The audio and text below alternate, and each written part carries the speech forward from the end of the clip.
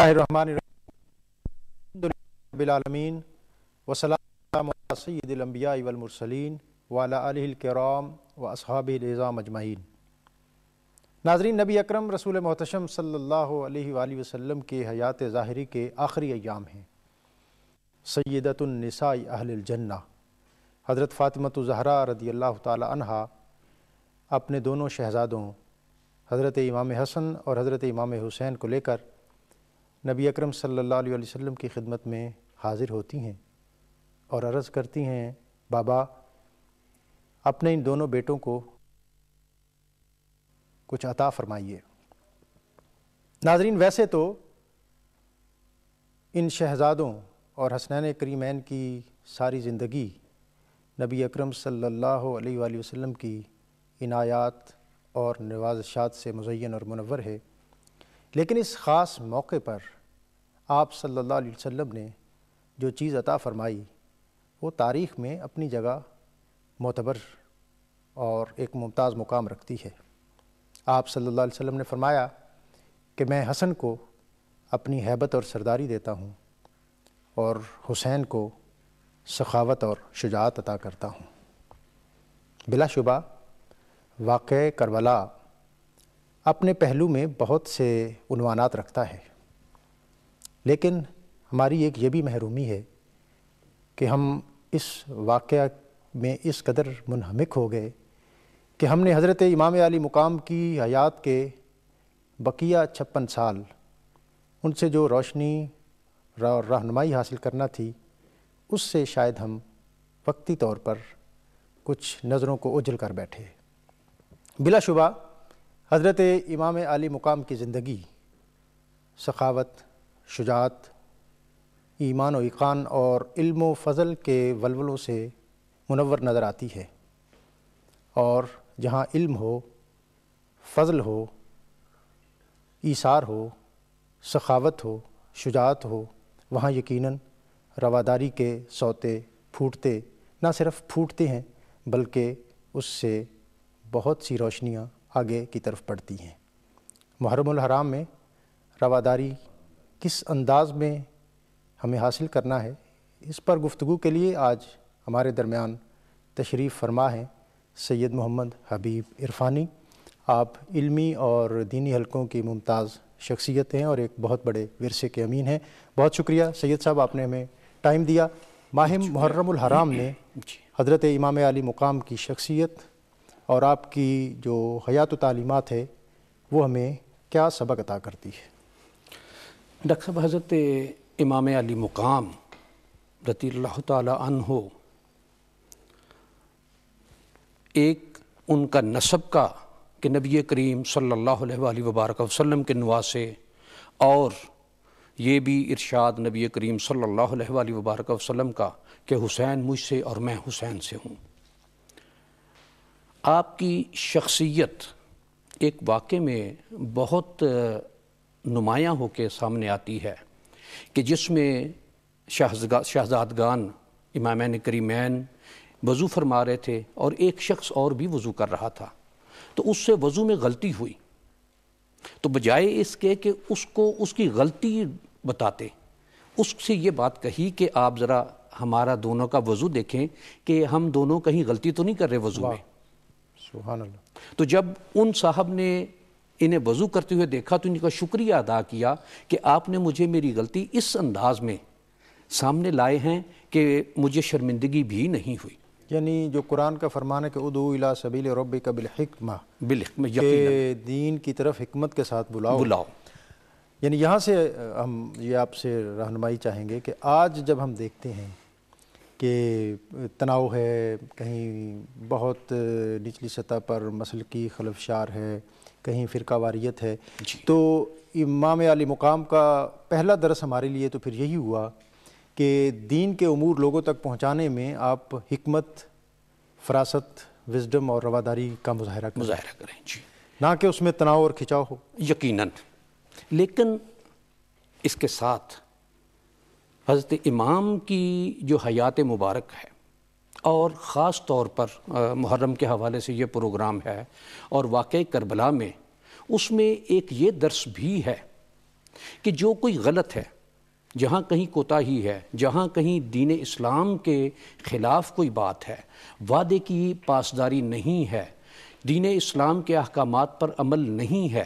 تو اس میں پھر کسی طرح کی بھی رواداری نہیں، اس لیے کہ دین اسلام سب سے اول، سب سے بڑی بات ہے۔ اس میں بھی واقعہ کربلا کے حوالے سے اگر ہم حضرت امام کی حیات مبارک یا ان کا عمل مبارک دیکھیں تو اس میں جب مکہ مکرمہ میں آپ کا قیام ہے، حج کی نیت سے آئے ہیں، بلکہ اس سے بھی پہلے کہ مدینہ منورہ میں جب دیکھیں تو یزید کی بیعت کے لیے جب کہا گیا تو آپ کا جواب یہ تھا کہ لوگوں کو یہ علیحدہ کمرے میں بیٹھ کر کرنے والی بات نہیں، یہ لوگوں کے سامنے کرنے والی بات یعنی حسین ایسی شخصیت نہیں ہے جو رات کی تاریکی میں بیٹھ کر کو عمل کرے یا کوئی معاہدہ کر لے، کہ لوگوں کے سامنے بیٹھ کر بات کرو، جو لوگوں کا فیصلہ ہوگا میں وہ قبول کروں گا۔ اچھا، میں یہاں یہ جاننا چاہوں گا کہ یہ جو واقعہ کربلا بہت بڑا واقعہ، تاریخ انسانی کا بہت کربناک واقعہ ہے، یہ وقوع پذیر ہوا کیوں؟ یہ اس کو اگر ہم تاریخ کے آئینے میں دیکھیں تو حضرت علی کرم اللہ تعالیٰ وجہ الکریم کی ذات اور امیر معاویہ کا معاملہ کہ جنگ جمل، جنگ صفین، ہم اس کو چھوڑ کے اگر آگے نکلیں تو حضرت امام حسن رضی اللہ تعالیٰ عنہ کی جو خلافت کا دور ہے اس میں ایک معاہدہ ہے ان کا امیر معاویہ کے ساتھ۔ اس معاہدے کی ایک شق یہ بھی ہے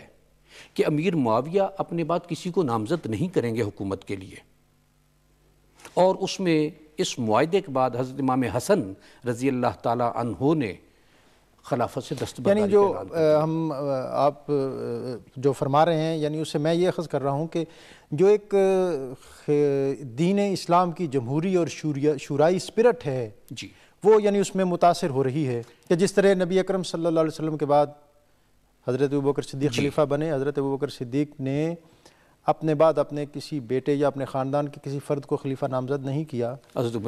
عمر فاروق کو کیا، اور یقیناً حضرت عمر فاروق سے بڑھ کر اس وقت اور کوئی شخصیت نہیں تھی، اور تاریخ نے ان کے یہ فیصلے پر مہر تصدیق ثبت کی۔ حضرت عمر فاروق دنیا سے تشریف لے جانے لگے تو آپ نے بھی ایک کمیٹی بنا دی، شورا بنائی کہ ان 6 میں سے منتخب کر لیں،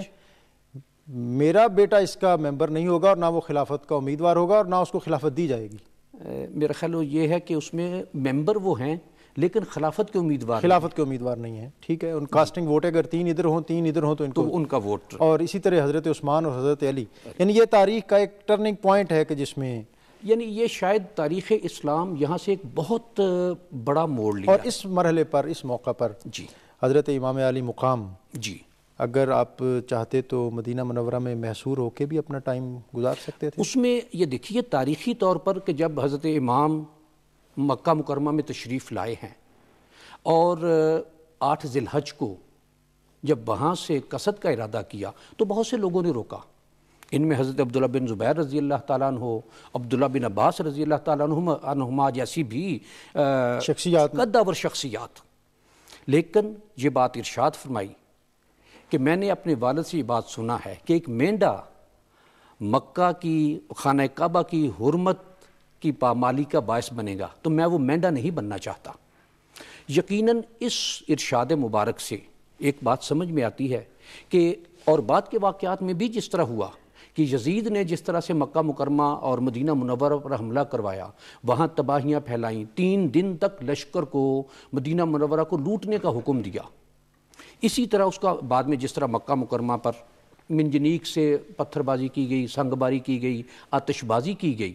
تو ممکن ہے کہ اس وقت بھی یہ پروگرام ہو اور امام علی مقام کو اس شے کا احساس و ادراک ہو کہ بجائے اس کے کہ خانہ کعبہ کی حرمت پامال ہو وہاں سے تشریف لے آئے۔ اچھا پیر صاحب، یہ واقعات اپنے اندر ان میں بہت سے سبق ہیں اور امت کے لیے بہت سی روشنی ہے، اور پھر واقعہ کربلا ہے، اور یقیناً امام علی مقام نے کربلا کی ریگزار پہ جو ایک ایک قطرہ خون کا بہا، اس کے غم نے نہ جانے کتنے سمندر آنسوؤں کے بہہ گئے اور قیامت تک بہتے رہیں گے۔ آپ کا جو اسوہ اور آپ کی جو یاد اور آپ کی جو شخصیت ہے وہ امت مسلمہ نہ صرف امت مسلمہ بلکہ انسانیت کی ایک مشترکہ متاع ہے۔ آج جب محرم الحرام نہ صرف پاکستان بلکہ ساری اسلامی دنیا میں ہے،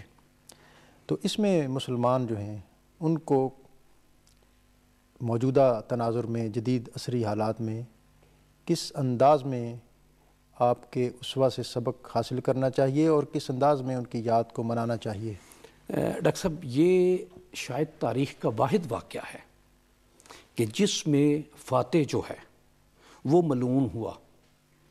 اور مفتوح جو ہے وہ فتح مند ہوا، یعنی تاریخ میں ایک نیا باب رقم ہوا۔